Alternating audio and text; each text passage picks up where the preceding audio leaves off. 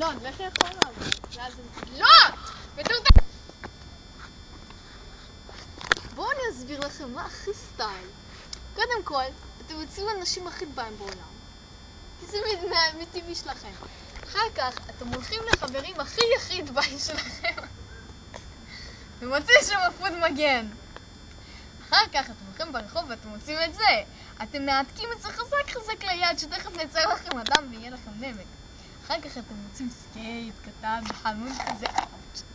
ברחוב. זה חמוד. אחלה סקייט דווקא. פרי מהפעלולים שלי הוא נהיה עקום.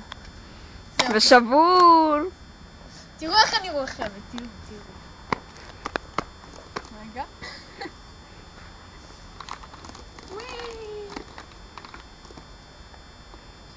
הטמטום.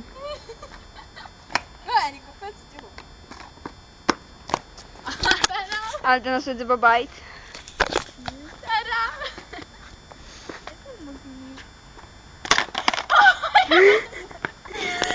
אמרתי לכם לא לנסות את זה בבית. אוי, כבאור. מה את מסתכלת? טוב, ביי.